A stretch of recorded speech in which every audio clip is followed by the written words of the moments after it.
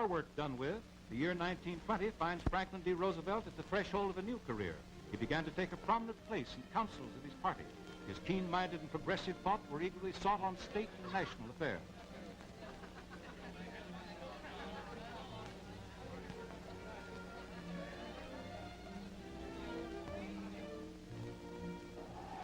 When the Democrats gathered at San Francisco in July 1920 for their national convention, Roosevelt's name was on many tongues.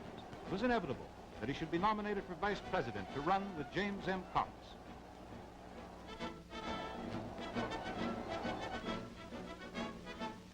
Enthusiastically, he stumped the country, preaching the ideals of Woodrow Wilson and rallying the party to the support of the ticket. Wherever he spoke, his vibrant personality and flashing smile made new friends. There was a ring of sincerity in his voice that the people liked and which they never forgot. Loyally and energetically, he fought the stern battle for his chief and for the party. With James M. Cox, he looked on with kindling eyes while San Francisco turned out a great parade in their honor. These were stirring hours in the life of our president, where he was getting his first lessons in the art of national campaigning. He loved the gay clamor of the political battle as he loves it now. He responded to every stirring phase of the exciting, moving panorama of political life. These marching people were not merely voters to Franklin Roosevelt, they were human beings. And to their greeting he responded with his gay and gallant humanity. But his thoughts were back home in beautiful Hyde Park, with Mrs. Roosevelt and their 4 children, and very little folks they were in those days, and with his favorite dog. His thoughts went back to the wife who'd been his boyhood sweetheart and always his loyal helpmate. But the campaigning had to go on, even though he felt the cause was lost. In speech after speech, with the extraordinary energy which is even now the amazement of the nation, he sought to rally the discouraged democracy.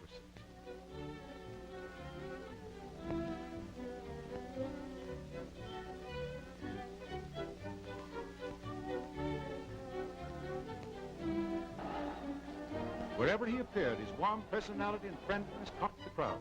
People surged about him, and when the campaign came to its close, there was the same eager desire on the part of the public to get a close-up of this new young champion of democratic principles, this young man in politics who had proved himself by good works.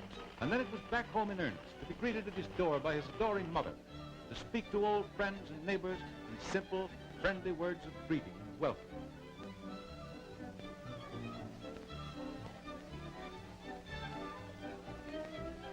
And to shake hands with folks who came from miles around to greet neighbor Frank. Then came an interval of political quiet spent with Mrs. Roosevelt and with their 4 youngsters. And then the great political battle of 1924, where with Alfred E. Smith and John W. Davis, he stood out as a leader. There never was a political convention to match the Democratic National Gathering of 1924 in New York for drama and color and bitterness.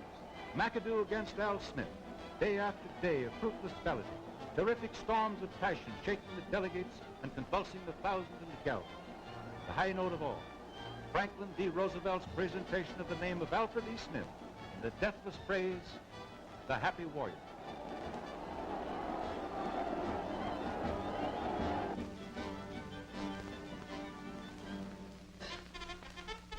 The Democratic Convention at Houston in the Lone Star State, and once more Franklin D. Roosevelt took the stage to praise as only he could do the man for whom he has always had such affection and respect, naming him again the happy warrior, his friend, Alfred E. Smith, the governor of New York. Al Smith, who will always have his own place in the hearts of the American people. But events were moving fast. Al Smith, as candidate for president in 1928, wanted a good man to run for governor of New York. He persuaded Franklin Roosevelt to make the race. And although Mr. Smith lost the state by a narrow vote, Franklin Roosevelt was elected to his first term as governor. And we see him in his new high office for the first time, and as he participates with Mrs. Lehman at the inaugural ball. At that very moment, an even greater honor was looming in the near distance. But he himself, engrossed by his duties as governor of the Empire State, was content to do the work in hand.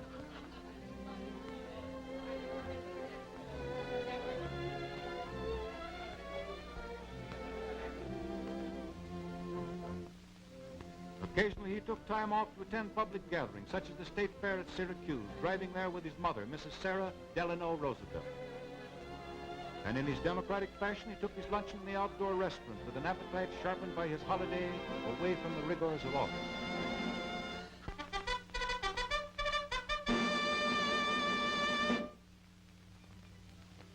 his relaxation and exercise was swimming, then as now. A swimming pool was installed in an old greenhouse attached to the executive mansion. And there the governor would spend as much time as he could take from his official duties in healthful recreation and having a grand time skylarking in the water. Today, by the way, he's one of the most powerful swimmers in the country. Few can match him at backstroke and leg drag. And it's heartening to know that a fine swimming pool is now being installed for him in the basement of the White House. He can continue to get the exercise he needs to enable him to face his great tasks.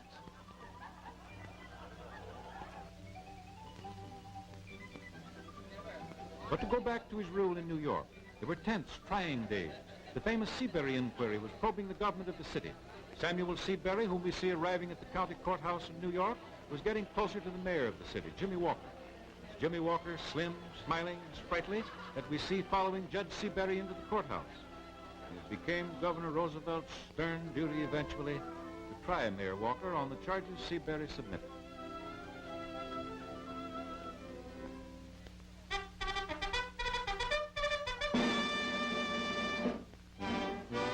A variety of official duties constantly made demands on his energy. Personally, he presided in 1931 at the dedication of the Great Washington Bridge over the Hudson. In the presence of a great crowd on this magnificent bridge, Governor Roosevelt cut the tape which opened the bridge to traffic between New York and New Jersey. And then came the even more tempestuous months in 1932, when the Bonus Expeditionary Army invaded Washington. It was a curious situation because the country had a friendly and sympathetic feeling for the veterans.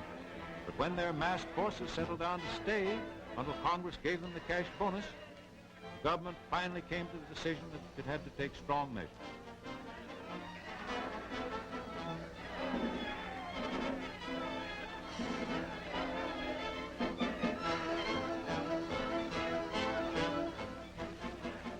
Sad, pathetic episode in our current history.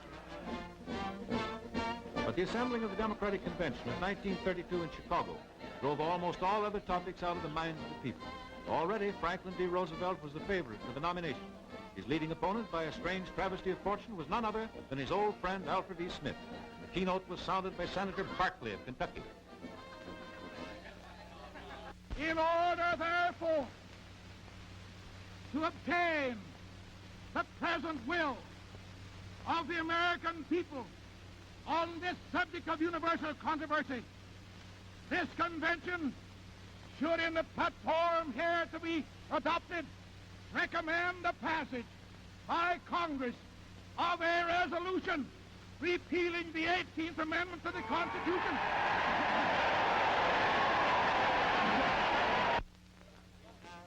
But this question of prohibition had adherents on both sides. And meantime, the Dries were meeting in convention and just as vigorously upholding the noble experiment.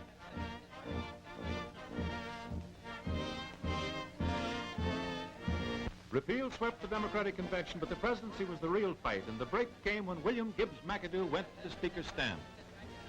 When any man comes into this convention with 700 votes in it, he's entitled to the nomination. Franklin D. Roosevelt, having received more than 2/3 of all the delegates voting, I proclaim him the nominee of this convention for President of the United States.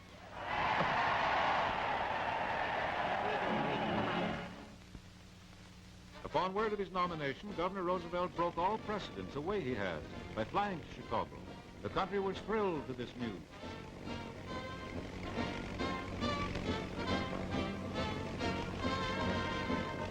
There was a general sigh of relief when word came that the Roosevelt plane, after fighting through a storm, had landed safely in Chicago.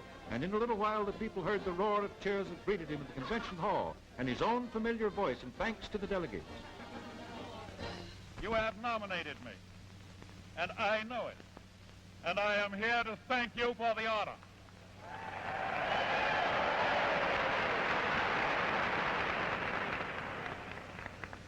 Let it also be symbolic that in so doing, I broke tradition. I say to you now that from this date on, the 18th Amendment is doomed. I pledge myself to a new deal for the American people. And then the happy release from politics and official worries, back to his first love, the sea. Off with his tall sons on a cruise up the New England coast in a 22-foot yawl. Chief cook and bottle washer as well as admiral. Out into the warm summer sunshine and the health-giving ocean breezes. A prisoner of state no longer, but free and carefree, just a citizen on vacation. And then as a man must, back to work and official responsibilities, but relieved and refreshed by his swimming pool and the good fun he has at swimming with his daughter, Mrs. Dahl, and his little grandchild. Only a few weeks more now before the hard grind of the presidential campaign, but he is fit and ready to fight for the presidency. UDO chieftain who has been WPA administrator in command of federal relief, and he in turn is succeeded by... He takes his oath of office, which is administered by Supreme Court Justice Reed at the White House with President Roosevelt. Former administrator of the WPA, he's Secretary of Commerce now, his appointment still to be ratified by the Senate. Senate opens its session for the day with Vice President Garner presiding. Congress, with an increased Republican opposition, faces a momentous series of political struggles. The administration leader is Senator Barkley of Kentucky on the left. Near him, Senators Harrison of Mississippi and McKellar of Tennessee. There are Senators Ashurst of Arizona. The Senate Commerce Committee is holding hearings on the appointment of the new Secretary of Commerce, Harry Hopkins, there, stating his case. I have bought and sold millions and millions and millions of dollars worth of goods. I've negotiated with businessmen in hundreds and thousands of transactions on behalf of the government. Then the former WPA administrator tells his attitude toward government and business. There is no conflict between business and government because there can be none. The conflict is between the interpretations of their relationships to each other. Government, by consent of the governed, must be concerned primarily with the welfare of the nation and all its people. It has no choice. Our system is so designed that if public officials do not show this concern, they will be replaced by officials who do.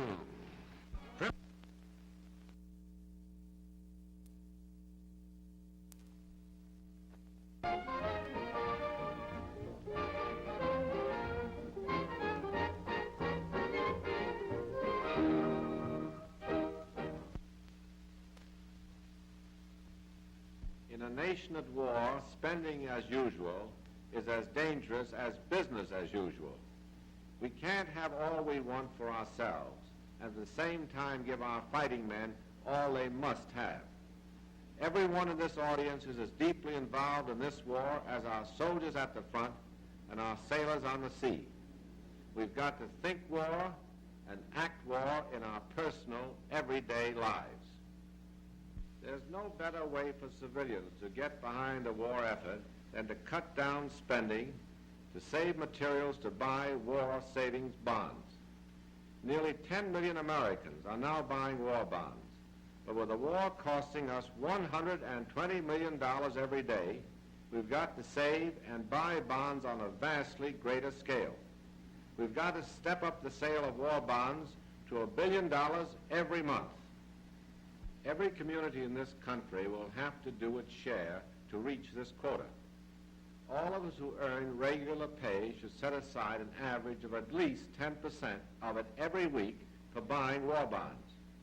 The most convenient way of doing this is through the payroll savings plan, under which you authorize your employer to set aside a part of your earnings every payday. So let's stop needless spending and start to save for victory. It's not only smart to be thrifty, but our future depends upon it. Remember, what you save now serves your country today and yourself tomorrow. It's time for us as individuals to make our own declaration of war against the Nazis and the Japanese. Let's do it now.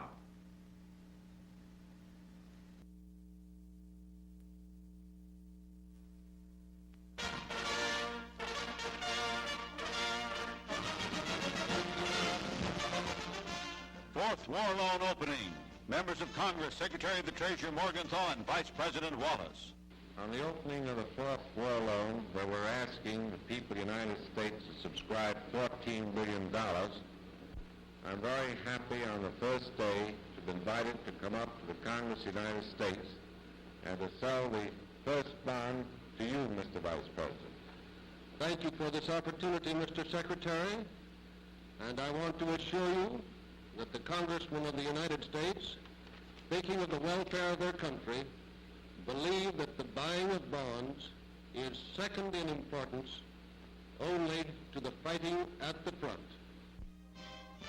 The Secretary sells bonds to the members of Congress, which starts a new flood of dollars to support our fighting forces and win the victory.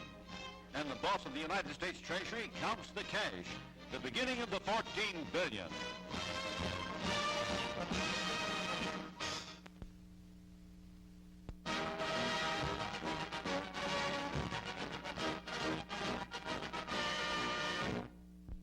I am making this special report to our armed forces to let you men and women in uniform know firsthand the results of the Fourth War Loan Drive.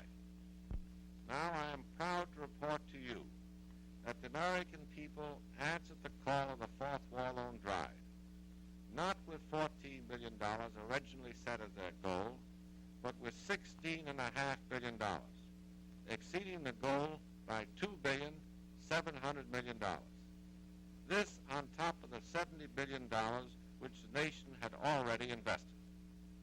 And how about those E-bonds, the People's Bond? How did we do there? Well, we set out to sell $3 billion worth, and I'm happy to report there, too, we exceeded our quota. From my own standpoint, as Secretary of the Treasury, I am convinced that a great American mission has been accomplished. I am satisfied that a good, thorough job has been done.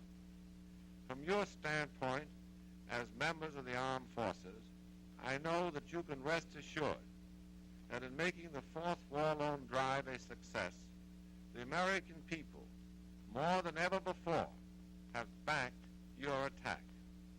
The spirit with which they met the challenge signifies the ever-rising spirit in which they will continue to back your attack. Treasury Secretary Morgenthau, Charles P. Skouras presents 500 pounds of history, a record of the motion picture industry's contribution to the Fourth War Loan campaign. The theatergoers of the nation who made it a success can well be proud of its every page. The newsreels win a place on the honor roll.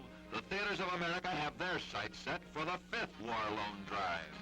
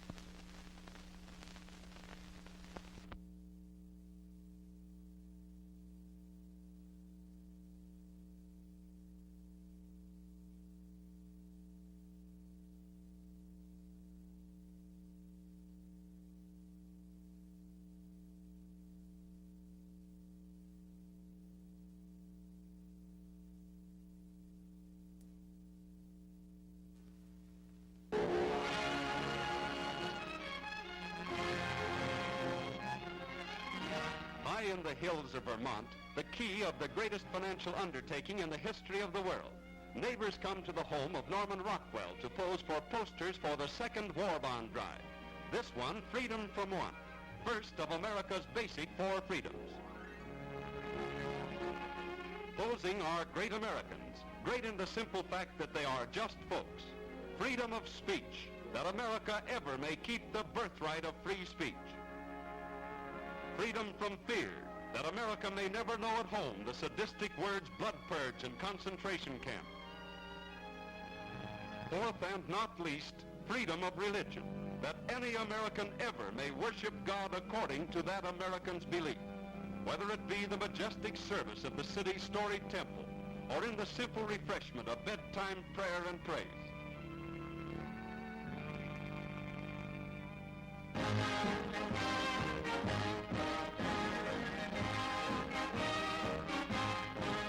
In Washington, the actual start of the campaign to raise $13 billion for the second war loan. Mr. President, the Treasury Department is offering the people of America an opportunity to lend their support to our fighting men in the great spring offensives by subscribing $13 billion to the second war loan. Mr. Secretary, this is just a small cross-section of the White House staff. But we're like a great many other American houses throughout the country. Most of us have got some member of the family in the fighting forces of the United States. And we back home are trying to do our bit too. Yes, and out there they are doing more than their bit. Your money must buy these bonds and shorten the war, to help rebuild bodies torn by the war, to restore to health our boys fighting around the globe, to buy the most perfect fighting equipment. In the continental United States, rehabilitation. Your money will buy bonds to help make these shattered bodies whole again. To make certain that the men who walked in the valley of the shadow of death may be able to walk once again.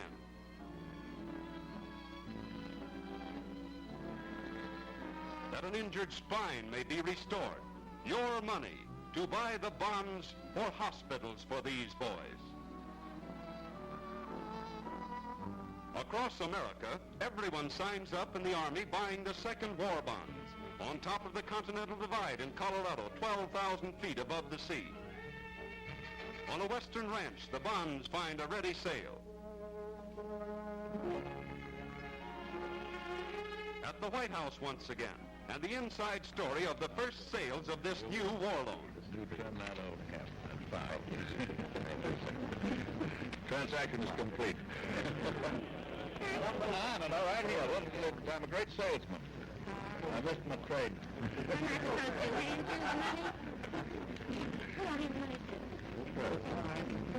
All right. Fine. And I hand that to Henry. That's it. You get that. That's all right. All right, keep on going. Look, we've got more here. That's all right. Here's some more, Henry. All right, now that goes back here. Look at all these bonds. We subscribe, if I might paraphrase, the slogan of this new drive to maintain the war and turn out more things for our troops at the front. They give their lives. We lend our money. Yes, Americans, once again, it is up to you.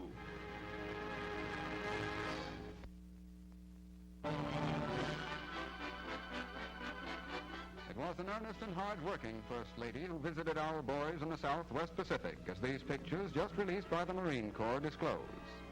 Informality is the keynote of Mrs. Roosevelt's chats with these wounded boys. Whenever possible, the President's wife made a point of greeting everyone individually. Now at the White House, Eleanor Roosevelt has a message for us at home. In a nation such as ours, every man who fights for us is in some way our man. His parents may be of any race or religion, But if that man dies, he dies side by side with all of his buddies. And if your heart is with any man, in some way it must be with all. All the men are our men, part of our United States, which they have saved, so that we can still call it the land of the free and the home of the brave. In sharp contrast to her serious home report, Mrs. Roosevelt greeted the boys out there with infectious good humor. For instance, a story about Guadalcanal and Mr. Roosevelt. Just as the Marines were ordered to leave Guadalcanal, an officer found a private feeling very sad, looking very depressed. And he said, "What's the matter with you?" And he said, "Oh, I just can't go on. I haven't shot a Jap." So the officer said, "Well, listen, I'll tell you what to do. You go up to that ridge over there and jump up all of a sudden and say, 'The hell with your ego.' And they'll jump up other people all around, and if you shoot first, you'll get a Jap." So he came by a little while later, and the Marine was still looking very gloomy, and he said, "Did you do what I told you to do?" And, "Yes, sir, yes. I ran up there, and I did just what you told me to do, and I said, 'To hell with your ego,' and they jumped up just as you told me they would, but they all shouted, 'To hell with Roosevelt.'"